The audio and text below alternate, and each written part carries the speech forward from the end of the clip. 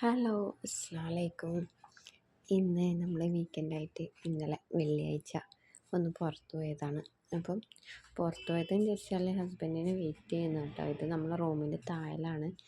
ഇത് car parking area അല്ല, ഇതെന്ന് വെച്ചാൽ കോർട്ടാണ്. അവിടെ ഒരു കോടതി ഉണ്ടായിന്, അതിപ്പോൾ ക്ലോസ്ഡ് ആണ്. അപ്പോൾ അതിൻ്റെ ഒരു ഏരിയ ആണത്. അപ്പം നമ്മൾ നേരെ പോയത് മാക്സിലേക്കാണ്. മാക്സിൽ നല്ല ഓഫേഴ്സ് ഉണ്ടായിന്, പക്ഷെ അതിനല്ല പോയത്. അന്നൊരു മോൾക്കൊരു ഉടുപ്പ് എടുത്തിട്ടുണ്ടായിന്, അതൊന്ന് ചേഞ്ച് ആക്കാൻ പോയതാണ്. പക്ഷെ അവിടെ പോയി നോക്കുമ്പോൾ എല്ലാം തീർന്ന് അവിടെ എവിടെയായിട്ട് ഓരോന്ന് വലിച്ചിട്ട പോലെ ഉണ്ടായത്. കാര്യമായിട്ടൊന്നും കിട്ടിയിട്ടില്ല. പക്ഷേ ഒരു ഉടുപ്പ് എനിക്ക് ഇഷ്ടപ്പെട്ടു, പക്ഷെ അത് ചെമ്മുവിന് ഇഷ്ടമായില്ല.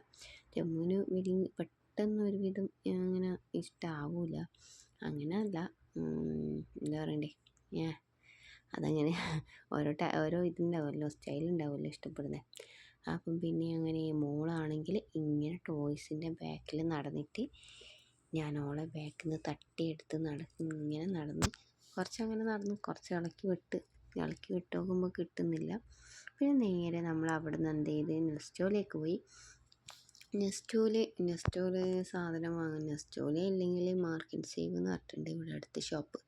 അവിടെയാണ് പോലെ. ലുലുവിൽ പോവൽ കുറവാണ്, കുറച്ച് പോകാനുണ്ട് ലുലുവിൽ.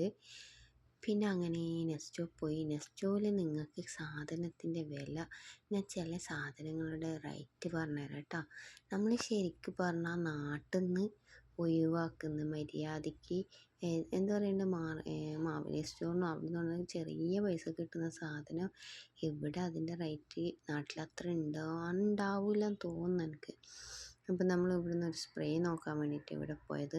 പക്ഷെ അവിടെ അത് ഒറിജിനലില്ല, അത് ഡ്യൂപ്ലിക്കേറ്റാണ് പറഞ്ഞുകൊണ്ട് പിന്നെ എടുത്തിട്ടില്ല.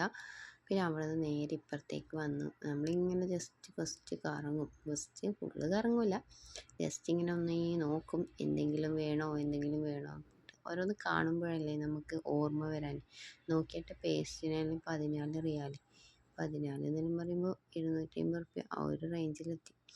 പിന്നെ ഇത് ബോഡി സ്പ്രേ അവിടെ ഓഫർ കണ്ടുകൊണ്ട് നോക്കിയതാണ്, പക്ഷെ നല്ലതല്ല, അതും എടുത്തില്ല. നമ്മളിങ്ങനെ നോക്കും, ഫസ്റ്റ് ഒക്കെ നോക്കും. ഇതൊക്കെ ഇവിടെയൊക്കെ ഇങ്ങനത്തെ സാധനം ഡ്യൂപ്ലിക്കേറ്റ് ഉണ്ടാവാമെന്നാണ് പറയുന്നത്, അതുകൊണ്ടാണ് എടുക്കാണ്ട് നിന്നത്.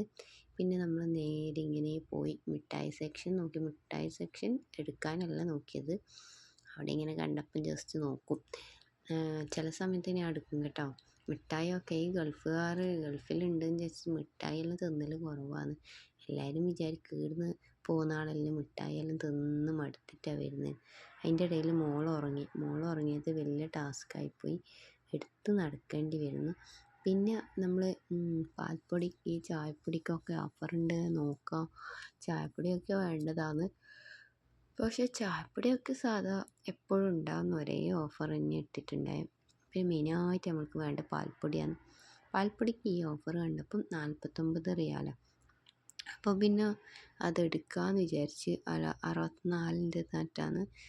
അപ്പം അത് രണ്ടായാലും അൽസാഫിൻ്റെ ആയാലും ഹലീബിൻ്റെ ആയാലും മറ്റേ എന്താണ് നദൻ്റെ ആയാലും ഒരേ റേറ്റാണ്. അപ്പം ഏതോ ഒന്ന് എടുത്ത് കേട്ടോ, എനിക്കറിയില്ല.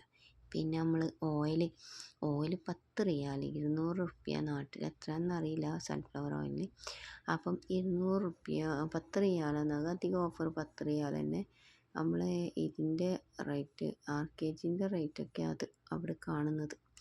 പിന്നെ അതൊന്നും ഞാൻ ക്ലിയർ ആയിട്ട് എടുത്തിട്ടില്ല, കാരണം അവിടെ കാണുന്നുണ്ട്. ഇത് കണ്ട, നമ്മൾ നാട്ടിൽ മൈൻഡാക്കാത്ത സാധനങ്ങളാണ്. ചെറുപയർ, കടല, പരിപ്പ് അങ്ങനെയുള്ള സാധനങ്ങളാണ്. അതിന് 1.25 കിലോന് 250 ആ ഒരു റേഞ്ച് വരും. നാട്ടിലെത്ര ഉണ്ടെന്ന് അറിയില്ല. പിന്നെ ഇങ്ങനെ പോവും. ഈ അരി സെക്ഷനൊന്നും കൂടുതൽ നോക്കലില്ല കേട്ടോ. മെയിനായിട്ട് നേരിയരി ഉണ്ടെങ്കിൽ എടുക്കും, വേറെ ഒന്നും അങ്ങനെ എടുക്കലില്ല. പിന്നെ അവിടുന്ന് ഞാൻ അവിൽ കണ്ടപ്പം എടുക്കാൻ പറഞ്ഞു. പിന്നെ ഞാൻ പറഞ്ഞു വേണ്ട, ഇപ്പം ചൂടല്ലേ, ചൂടിനെല്ലാം അവിലെല്ലാം തിന്നുമ്പോൾ ഒരുപാട് വെള്ളം കുടിക്കണ്ടല്ലോ.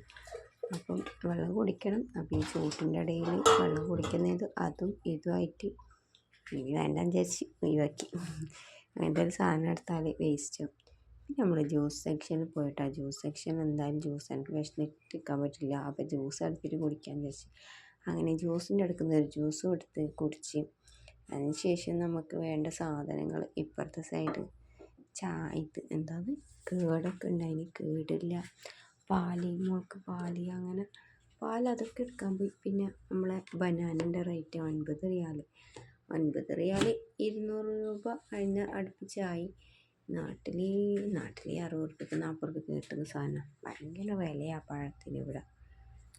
സീഡ് സെക്ഷൻ പിന്നെ നമ്മളെ കിഴങ്ങുള്ള ഉരുളക്കിഴങ്ങ്, ബത്താസ്, പിന്നെ എന്താ ബീട്രൂട്ട്, അതൊക്കെ ഇത് കണ്ട. ഇതിന് 5 റിയാൽ. ചക്കക്കുരുവിന് 100 റുപ്യാണ്.